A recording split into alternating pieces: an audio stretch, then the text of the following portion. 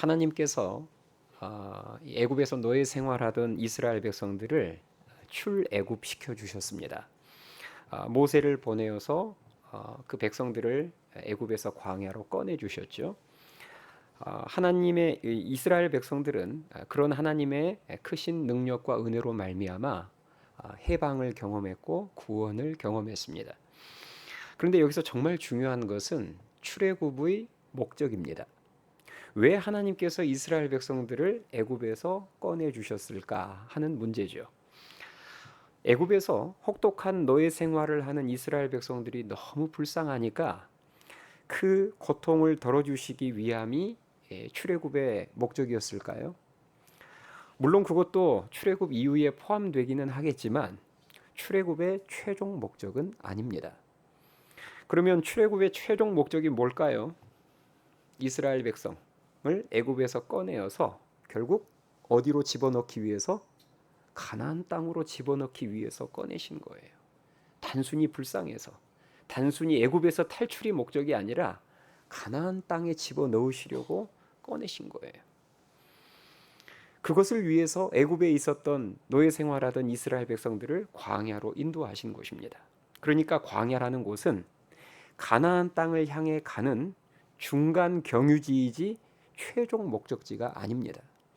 이 방향성을 놓치지 않는 것이 출애굽한 이스라엘 백성들에게나 구원받은 하나님의 자녀들인 우리에게 있어서 매우 중요합니다.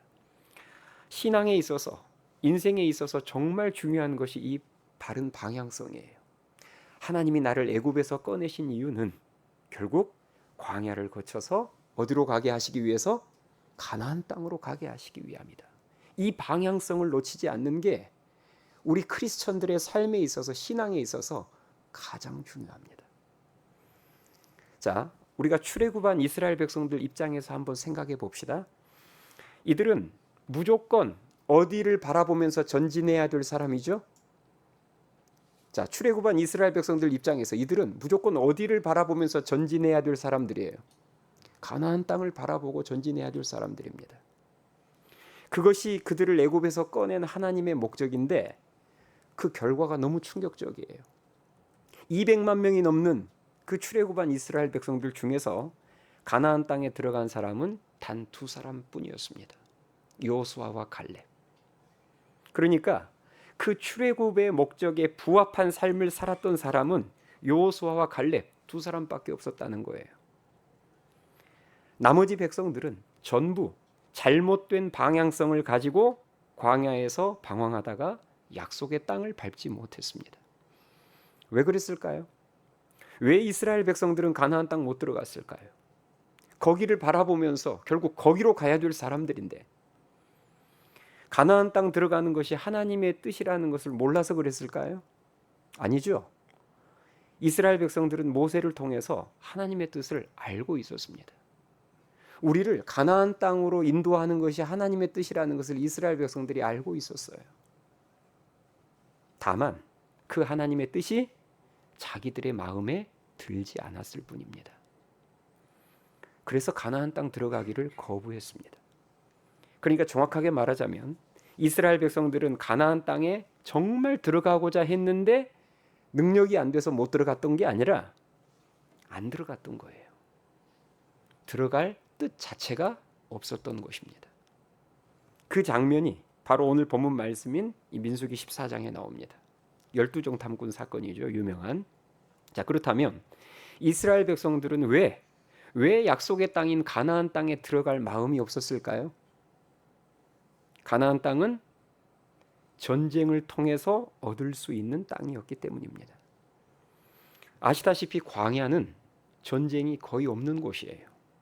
광야와 가나안 땅의 차이가 여러 가지가 있는데 그 차이점 중에 하나가 뭐냐면 광야는 전쟁이 거의 없는 곳입니다. 그런데 가나안 땅은 전쟁을 엄청 많이 치러야 할 곳이에요. 출애굽기를 보면 전쟁이라고는 출애굽기 17장에 나오는 아말렉과의 전쟁 딱 한 번뿐입니다. 이처럼 피 흘리며 싸우지 않아도 되는 땅이 바로 광야였어요. 그러나 가나안 땅은 원주민들인 거인들과 전쟁을 해서 차지해야 하는 땅이었습니다. 그러니 믿음이 없는 이스라엘 백성들 입장에서는 너무나 두렵고 부담이 됐던 거예요. 또 하나, 가나안 땅은 직접 땀을 흘리며 농사를 지어 먹고 살아야 하는 곳이었습니다. 그런데 광야는 농사가 필요 없는 땅이었어요. 땀 흘리고 일하지 않아도 새벽이 되면 하나님께서 만나를 내려주시고 때때로 메추라기도 내려주시고 반석에서 생수 나게 하시고, 진짜 말 그대로 놀면서 땀 흘리지 않고도 먹을 수 있는 땅이었습니다. 그래서 이스라엘 백성들은 거인들과 전쟁을 하지 않아도 되고 땀 흘리며 농사를 짓지 않아도 되는 광야에서 계속 살기를 원했던 것입니다. 그들의 삶의 목표는 가나안 땅 입성이 아니라 부담스러운 전쟁이 없는 광야에서 최대한 잘 먹고 편하게 사는 것이었어요. 이 모습이 바로 바른 삶의 방향성을 잃어버린 이스라엘 백성들의 모습이자 오늘날 하나님의 자녀들인 우리들의 모습이기도 합니다. 오늘날 많은 성도가 예수님을 믿고 예배의 자리에 나오는 정도의 신앙으로 만족하는 삶을 살고 있습니다. 그냥 나는 예수님 믿고 예수님 믿었으니까 이제 영적 출애굽은 했고, 그런데 일주일에 뭐 한 번씩 두 번씩 예배 드리는 정도로 만족하고 안주하는 삶을 산다는 거예요. 구원은 받고 싶죠. 출애굽기의 표현대로 하자면 애굽 노예 생활에서는 탈출하고 싶은데 가나안 땅 들어가기는 싫은 겁니다. 예수님을 믿고, 방금 제가 앞서 말씀드린 것처럼 예수님 믿고 일주일에 예배 뭐 한두 번 정도 나오는 그런 부담스럽지 않는 광야 생활 같은 종교 생활을 하면서 세상 사람들처럼 이 땅에 더 풍요롭고 편안한 삶 살기를 원하는 거예요. 그들의 관심은 가나안 땅에 있지 않고 광야에 있습니다. 광야에서 최대한 넓고 뷰가 좋은 아파트에 살기를 원하고, 광야에서 남들보다 더 많은 만나와 메추라기를 확보해 놓고 살기를 원하며, 더 맛있는 레시피를 발견해서 색다른 만나와 메추라기 요리를 최대한 맛있게 먹고 광야에서 살다가 죽기를 원합니다. 자녀를 광야에서 인류대학 보내기를 원하는 거예요. 이렇게 시선과 마음이 광야로 향해 있으니 12정 탐꾼들의 보고를 받았을 때 자기들이 듣고 싶은 쪽의 말만 골라서 들은 것입니다. 12정 탐꾼이 와서 보고했을 때 보고가 둘로 나뉘잖아요. 10대 2로.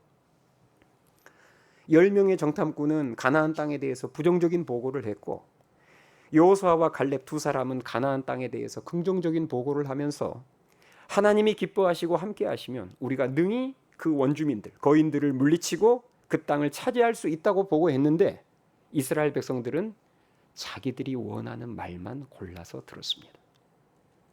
이처럼 이스라엘 백성들이 삶의 바른 방향성을 잃어버리고 중간 경유지인 광야에 주저앉아 버리는 삶, 광야에서 안주하고 정착하는 삶을 살기 원했을 때 하나님께서는 크게 진노하셨고, 그 결과 이스라엘 백성들은 40년 동안 죽을 때까지 광야의 고통만 있는 삶을 살게 됐습니다. 바른 방향성과 믿음을 가지고 있었던 단 두 사람만, 누구죠? 바른 방향성과 믿음을 가지고 있었던 그 두 사람, 여호수아와 갈렙을 제외한 나머지 모든 이스라엘 백성들은 민수기 21장부터 시작해서 여호수아서까지 나오는 그 놀라운 승리와 간증을 경험해 보지 못하고 약속의 땅을 밟아보지도 못한 채 광야에서 초라한 죽음을 맞이해야 했습니다. 여러분 삶과 신앙에 바른 방향성이 있습니까? 하나님이 나에게 원하시는 그 가나안 땅을 향한, 그 가나안 땅을 정조준한 삶을 살고 계시느냐 말입니다. 하나님께서 독생자 예수 그리스도를 보내어서 저와 여러분들을 구원하셨을 때는 일주일에 한두 시간씩 예배만 드리는 삶을 살라고 그 놀라운 구원의 은혜를 우리들에게 주신 게 아닙니다. 생각해 보세요. 일주일에 한두 시간 예배 드리는 삶을, 딱 그 정도 삶을 살라고 예수님께서 당신의 목숨을 바치셨을까요?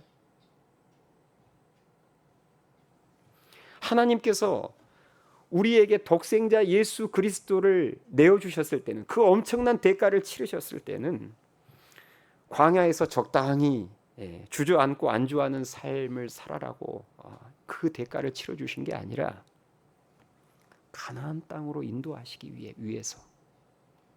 맞죠? 저 젖과 꿀이 흐르는 약속의 땅인 가나안 땅까지 인도하시기 위해서 우리에게 구원의 은혜를 주셨음을 믿으실 수 있기 바랍니다. 자, 그렇다면 구원받은 우리가 들어가야 될 가나안 땅, 구체적으로 어떤 곳이겠습니까? 우리가 바라봐야 하고 우리가 들어가야 될 가나안 땅은 구체적으로 어떤 곳일까요?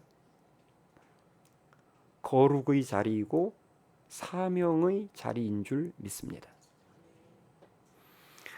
그 내용이 디도서 2장 14절에 나오는데요. 제가 읽어드릴게요. 한번 잘 들어보세요. 여러분 잘 아시는 말씀이에요. 디도서 2장 14절.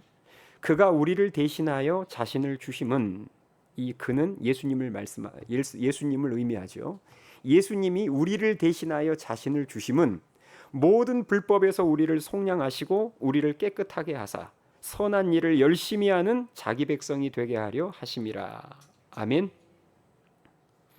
예수님께서 자신의 생명을 대가로 지불하신 이유, 목적이 두 가지라는 거예요. 그 첫 번째가 우리를 깨끗하게 하사.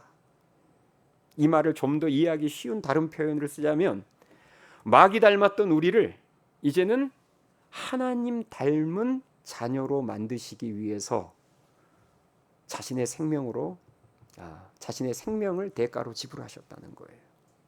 자, 마귀 닮았던 우리가 점점 하나님 닮아가는 것, 한 단어로 뭐라고 하죠? 거룩입니다.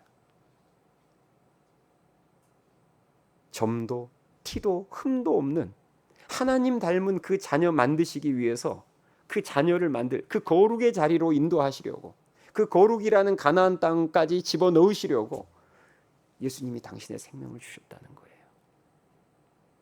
그냥 일주일에 예배 한두 번 드리는 그런 종교 삶을 살아라고 당신의 생명을 주신 게 아니라 내 삶의 모든 영역이 거룩해지도록, 내가 죄와 더욱 멀어지고 예수님의 성품을 닮아가는 거룩한 자녀 되도록 우리를 죄악의 애굽에서 꺼내주셨다는 겁니다. 그러므로 우리는 일주일에 예배의 자리 한두 번 정도 나오는 그 정도의 신앙생활에 여러분들이 만족하고 안주하시면 안 됩니다. 거룩이라는 가나안 땅을 향해서 끊임없이 전진 또 전진하는 순례자의 삶을 살아야 될 줄 믿습니다. 주저앉아 버리면 안 되죠. 광야는 주저앉을 곳이 아닙니다. 절대 정착해서는 안 됩니다.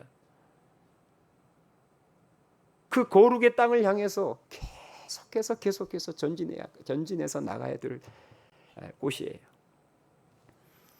하나님께서 예수님을 통해서 우리를 구원하신 또 하나의 구원의 목적, 아까 첫 번째가 우리를 거룩한 자녀 만드시기 위해서라면, 두 번째는 선한 일을 열심히 하는 자기 백성을 만들기 위해서입니다. 바로 사명의 땅으로 우리를 인도하기 위해서예요. 자, 선한 일을 열심히 하는 자기 백성을 만들기 위함이다. 여기서 선한 일은 구체적으로 어떤 일일까요? 땅에 떨어진 쓰레기 주워서 휴지통에 버리는 것도 선한 일이고, 길을 헤매고 길 찾고 있는 분에게 친절하게 길을 안내해 드리는 것도 선한 일이지만, 사실 그 정도 선한 일은 구원받지 않아도 할 수 있습니다. 예수님 몰라도 할 수 있는 선한 일이에요. 그렇다면 하나님께서 우리들에게 구원을 주시면서 기대하시는 선한 일은 무엇이겠습니까? 그것이 바로 전도이고 선교인 줄 믿습니다. 한 영혼을 예수님에게 인도해서 영원한 생명을 얻도록 돕는 거예요. 이보다 더한 선한 일은 없습니다. 아멘이 되십니까? 그 사명의 땅으로 하나님은, 그 사명의 가나안 땅으로 우리를 인도하시기를 원하는 거예요. 정리하자면 하나님께서 우리를 세상의 죄악 가운데서 꺼내어서 지금 이 예배당에다가 앉혀 놓으신 이유는 주일 예배만 간신히 출석하는 그런 광야의 삶을 살아라고 꺼내주신 게 아니라 예수님을 더욱더 닮아가는 거룩의 땅, 그리고 복음 전파라는 사명의 땅을 밟으라고, 그 선한 일을 열심히 하는 하나님의 자녀 되라고, 그 가나안 땅에 집어넣기 위해서 저와 여러분들을 꺼내시는, 구원을 주신 줄 믿습니다. 이번 주일이죠. 그러니까 3일 주일부터 이번 주일부터 그 우리 청장년 여름 수련회 신청을 받기 시작했잖아요. 신청 당일에 주일에 사실 이미 신청한 사람의 수가 정원을 초과했습니다. 훨씬 초과했어요. 솔직히 제가 이번 주일에 이렇게 성도들이 신청하는 모습을 보면서 제가 대충 예상했던 수가 있었는데 그 예상을 훨씬 웃돌았습니다. 사실 신청한 수만 놓고 보면 감사할 일이에요. 너무 감사할 일이죠. 그런데 솔직히 제가 신청한 성도들의 그 리스트를 보면서 궁금한 게 있었습니다. 이런 거예요. 성도들이 어떤 목적을 가지고 이렇게 수련회 신청했을까? 이 성도는 어떤 목적을 가지고 수련회 신청했을까? 저 성도는 어떤 목적을 가지고 수련회 신청했을까? 이게 저는 궁금했던 거예요. 근데 안 물어볼게요. 뭐 사람들이 많아서 다 물어보기도 어렵고, 근데 솔직히 그게 궁금한 거예요. 이 성도는 도대체 어떤 목적을 가지고 수련회를 신청했을까? 여러분 왜 신청하셨어요? 왜 수련회를 가시려고 하세요? 제일 흔하게 나올 제가 예상하는 제일 흔하게 나올 수 있는 답이 은혜 받으려고. 여러분 진짜 딱 은혜 받으려고 수련회 신청하셨어요? 은혜 받는 것이 수련회에 가는 최종 목적입니까? 은혜 받는 것이 수련회를 가는 최종 목적이 되니까 은혜 받기도 더 어렵고 은혜를 받아도 뒤돌아서서 너무 쉽게 잃어버리는 것입니다. 은혜 받는 것은 좋은 일이죠. 당연히 사모해야 될 일이지만 그게 수련회 가는 최종 목적일 수는 없습니다. 자, 질문을 바꿔서요. 하나님께서 광야에 있는 이스라엘 백성들에게 왜 만나와 메추라기의 은혜를, 생수의 은혜를 왜 주셨을까요? 마음속으로 답해 보세요. 왜 광야에 있는 이스라엘 백성들에게 끊임없이 만나의 은혜, 메추라기 은혜, 생수의 은혜를 왜 계속해서 공급해 주셨을까요? 어디 가라고? 가나안 땅 가라고. 아멘이 되세요? 너희들은 여기에 있을 사람들이 아니라 힘을 내서 가나안 땅까지 가야 될 사람들이니 내가 먹을 거 챙겨줄게. 내가 낮에 해로부터 구름 기둥으로 보호해 줄 것이고 밤의 추위로부터 너희들이 얼어 죽지 않도록 불 기둥으로 보호해 줄게. 하나님께서 광야에서 끊임없이 은혜를 부어주셨던 이유는 가나안 땅 들여보내기 위해서였습니다. 그런데 우리는 만나와 메추라기의 은혜를 남들보다 좀 더 받는 것이 수련회를 가는 최종 목적일 때가 많습니다. 방향성이 없는 거예요. 은혜를 받을 때도 뚜렷한 방향성을 가지고 은혜를 사모해야 되는데 방향성은 없고 그냥 은혜 달래요. 그냥 하나님 만나와 메추라기 은혜 옆집보다 좀 더 주십시오. 우리 집이 좀 더 부족한 것 같습니다. 그래서 만나와 메추라기만 쌓아놓고 가나안 땅은 쳐다보지도 않고 있어요. 그거 서로 비교하면서 우월감을 느끼고 열등감을 느끼고 하나님께 원망했다가 자랑했다가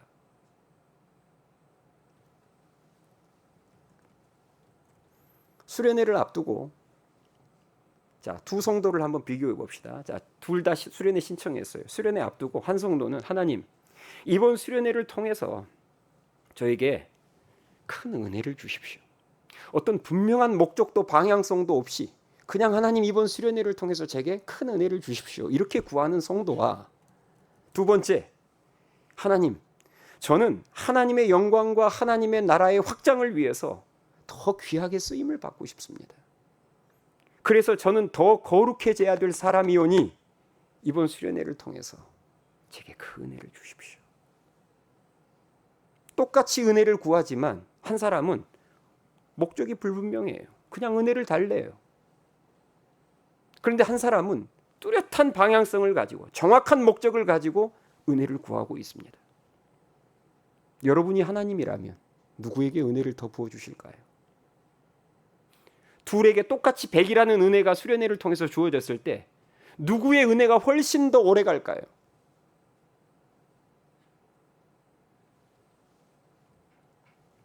프랑스의 철학자인 미셸 몽테뉴가 인생의 방향과 관련해서 이런 유명한 말을 했다고 합니다. 들어보세요. 배를 타고 어느 곳을 향해 가야 할지를 모르는 사람에게는 어떤 바람도 순풍이 되지 않는다. 다시 읽어드릴까요? 배를 타고 어느 곳을 향해 가야 할지를 모르는 사람에게는 어떤 바람도 순풍이 되지 않는다. 인생의 방향의 중요함을 일깨워주는 말인데요. 우리 신앙에 있어서는 더더욱 중요하게 적용될 수 있는 말입니다. 이렇게 바꿀 수 있겠죠. 신앙의 버전으로 바꾸자면 가나안 땅이라는 바른 방향이 정해져 있지 않는 성도에게는 광야에서 부는 그 어떤 은혜의 바람도 진정한 순풍이 되지 못할 겁니다. 저는 하늘씨앗교회라는 배를 타고 제가 하늘씨앗교회라는 배를 타고 성도들과 함께 지금 믿음의 항해를 하고 있는데 제가 믿음의 항해를 성도들과 함께 하면서 제가 늘 점검하려고 하는 게 뭐냐면 방향입니다. 우리 배는 얼마나 큰 배인가, 또 얼마짜리 배인가, 또 몇 명이나 타 있는가, 이것보다도 사실 제가 늘 점검해야 될 제일 중요한 것은 방향이에요. 우리 교회가 지금 어디로 가고 있는가, 이게 제일 중요하지 않습니까? 어디를 목표로 해서 지금 우리 하늘씨앗 교회라는 배가 어디를 향해서 가고 있는가? 하나님께서 우리에게 주신 만나와 메추라기와 생수의 은혜가 바른 방향으로 흘러가고 있는가? 이번 여름에 수련회를 하는데 내가 도대체 여름에 이 수련회를 왜 하는가? 수련회를 통해서 결국 내가 성도들을 어디로 인도하고자 하는가?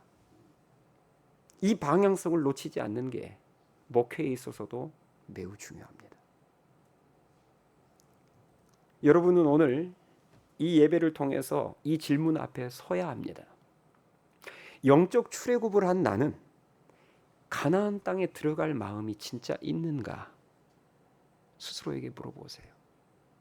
지금 우리는 광야에 서 있어요. 분명히 예수님을 믿고 영적 출애굽은 했습니다.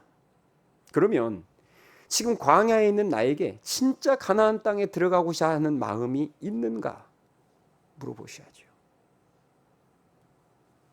예수님을 더욱더 닮기 위해서, 여러분의 삶을 통해서 예수님을 더욱더 전하기 위해서 광야의 편안함을 내려놓고 기꺼이 가나안 전쟁터로 들어갈 마음이 내게 있는가?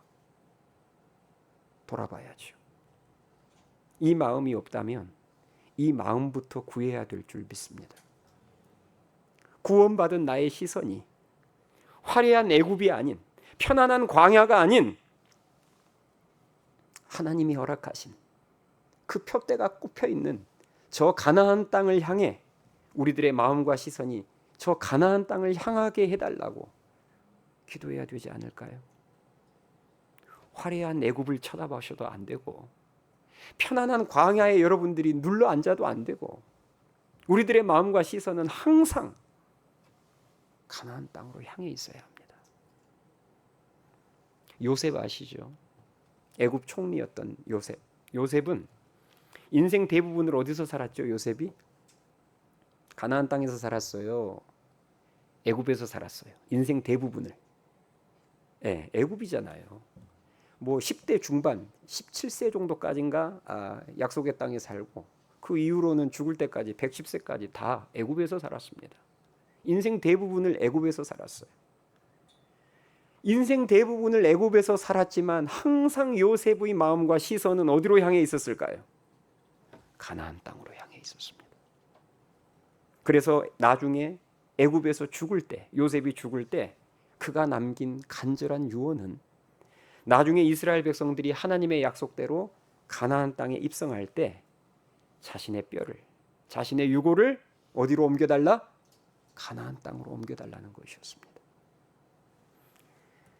이처럼 요셉의 삶에는 정확한 방향성이 있었고, 모든 결정을 내릴 때 그 방향을 위한 결정을 내렸습니다.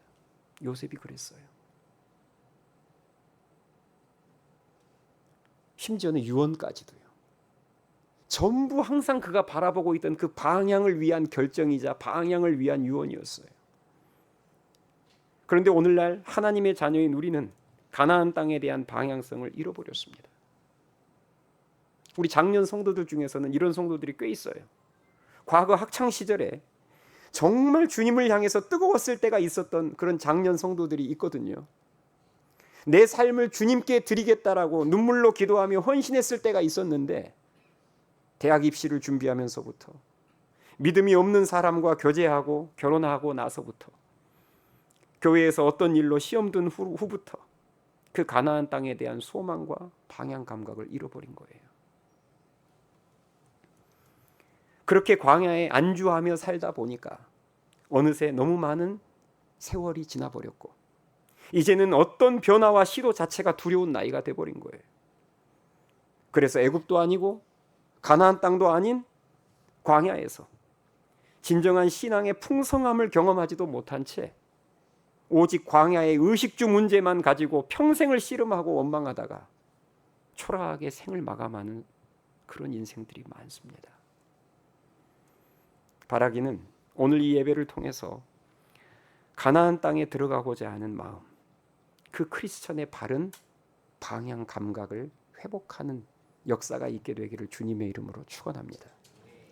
마지막으로 우리가 여호수아와 갈렙처럼 가나안 땅에 들어가기 위해서는 거기에 들어가고자 하는 마음이 제일 중요하고요. 그리고 그 마음과 더불어서 믿음이 있어야 합니다.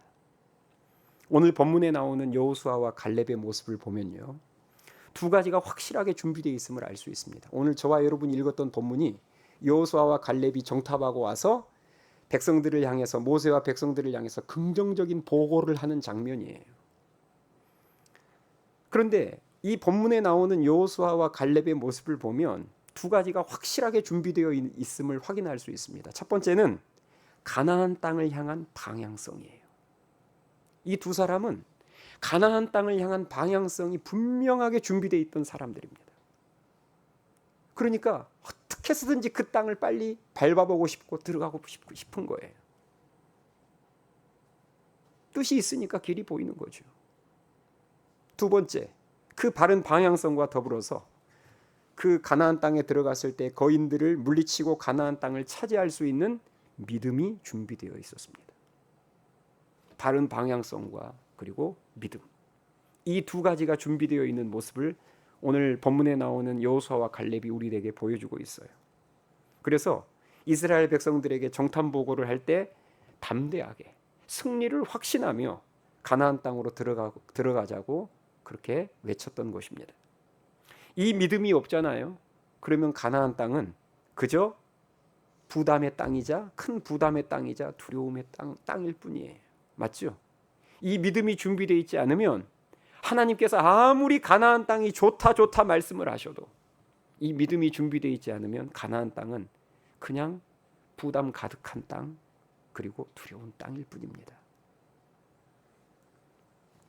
그러나 여호수아와 갈렙처럼 큰 믿음이 준비되면 가나안 땅은 엄청난 기회의 땅으로 보이기 시작하고, 그리고 승리와 영광의 땅으로 바뀌게 될 줄 믿습니다. 제가 목회하는 이 목회의 중요한 목표는 우리 성도들이 광야에서 주저앉고 안주하는 삶을 살지 못하게 하는 것입니다. 이게 제 목회의 중요한 목표예요. 제가 여러분들을 어디로 인도하기를 원할 것 같아요? 더 화려하고 넓은 예배당을 준비해서 그곳으로 여러분들을 옮겨놓고, 여러분들 참 좋은 지도자 만나셨죠?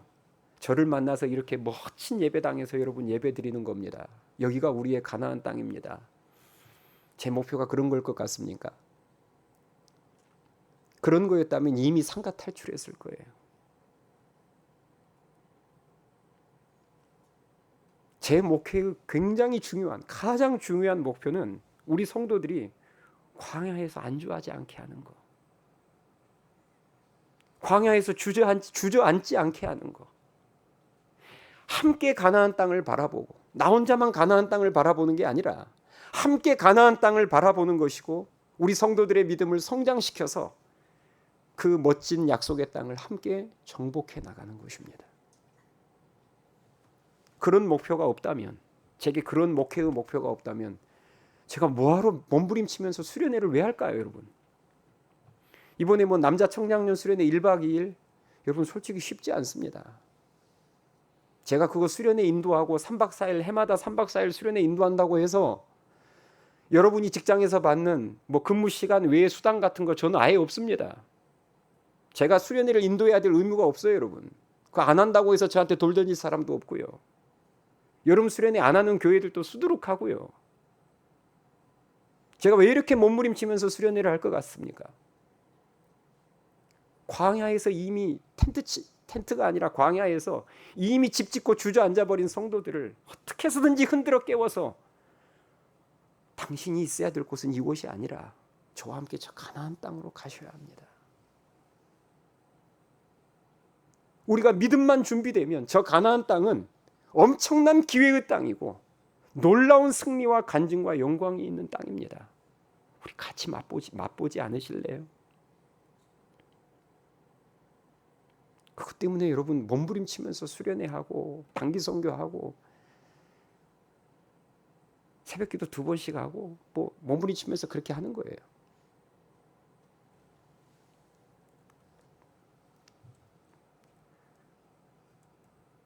애굽에서 나온 여러분들을 데리고 만약에 제가 광야에서 적당하게 편안하게 신앙생활하다가 광야에서 저와 여러분이 함께 생을 마치는 그런 것을 제가 만약에 꿈꾼다면 저도 얼마든지 그렇게 할 수 있어요, 여러분. 제가 그런 편한 방법을 모르는 목사가 아닙니다. 저도 편하려고만 마음 먹으면 저 이렇게까지 몸부림칠 이유가 없습니다. 뭐하러 새벽 기도를 하루에 2번씩 해요? 성도들이 원했던 것도 아니고 그냥 한 번 적당하게 하면 훨씬 편하게 목회할 수 있습니다. 예배 좀 줄이면 됩니다. 요즘 여러분 젊은 목사님들 개척할 때 트렌드가 뭔지 아세요? 예배 최소화예요. 그러면 저도 이 시대의 유행 따라서 예배 그냥 축소시켜버릴 수 있어요. 그리고 예배 드리는 예배 저와 여러분들이 서로 좀 더 편한 시간대로 옮겨버릴 수 있습니다. 단기 선교를 왜 방학 시즌마다 2차례씩 가야 됩니까? 그것도 뭐 한 차례로 줄여버리고 그 한 차례도 버거우면은 여름방학 때만 가고 얼마든지 줄여버릴 수 있습니다.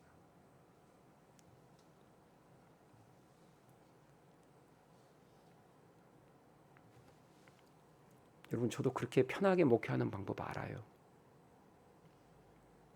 그러나 그렇게 하지 않고 나름 최선을 다해서 뭔가 대가를 치르려고 하는 이유는 하나님께서 우리에게 주신 땅이, 주시고자 하는 땅이 광야가 아니라는 것을 알기 때문입니다. 제가 여러분들을 데리고 정복해야 될 땅은 광야가 아니라 가나안 땅임을 알기 때문에 그래요. 바라기는 광야에서 주저앉아서 안주하고 있는 나를 이제는 거룩의 땅, 사명의 땅인 가나안 땅으로 인도하기 원하시는 그 하나님의 뜻, 하나님의 마음을 여러분들이 오늘 이 예배를 통해서 좀 더 깨달아 알아서 이제는 저 가나안 땅을 향해 힘차게 전진하는 이 시대의 여호수아와 갈렙이 될 수 있기를 주님의 이름으로 축원합니다. 찬양하겠습니다.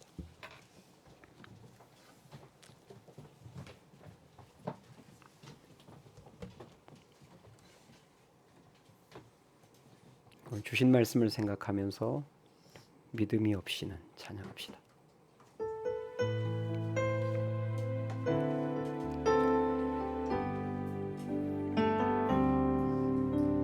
주님, 제 마음이 너무 둔해서 주님을 볼 수 없습니다. 이 땅에 속하여 이 땅만 보다가 주님 손을 놓쳤습니다. 나는 나그네로 왔는데 왜 주저앉게 되었나.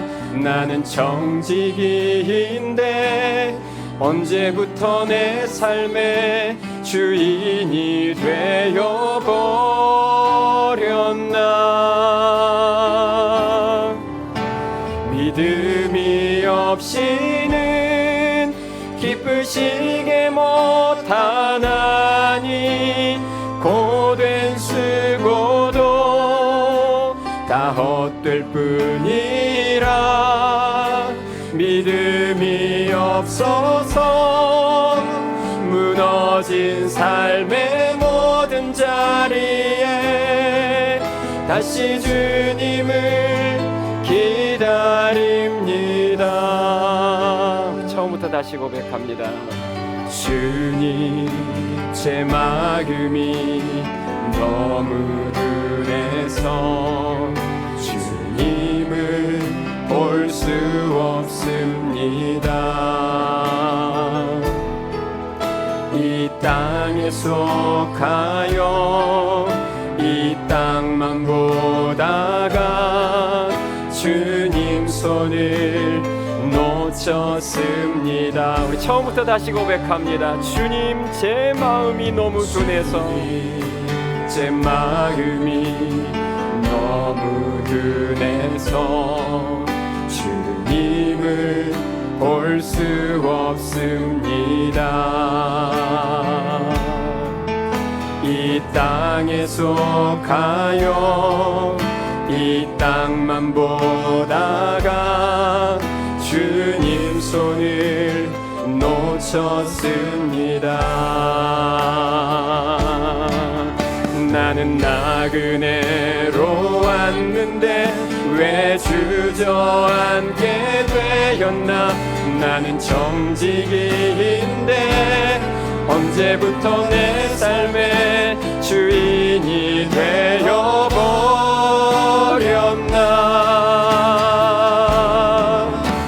믿음이 없이는 기쁘시게 못하나니 고된 수고도 다 헛될 뿐이라. 믿음이 없어서 무너진 삶의 모든 자리에 다시 주님을 기다림. 믿음이 없이는 기쁘시게 못하. 주를 찾는 자 반드시 만나리. 믿음이 없어서 무너진 삶의 모든 자리에 다시 주님을 기다림. 마음을 실어 고백합니다. 믿음이 없이는 기쁘시게 못하나니 고된 수고도 다 헛될 뿐이라. 믿음이 없어서 무너진 삶의 모든 자리에 다시 주님을 우리 마음을 실어 마지막으로 고백합니다. 믿음이 없이는 기쁘시게 못하나니 주를 찾는 자 반드시 만나리. 믿음이 없어서 무너진 삶의 모든 자리에 다시 주님을 기다립니다.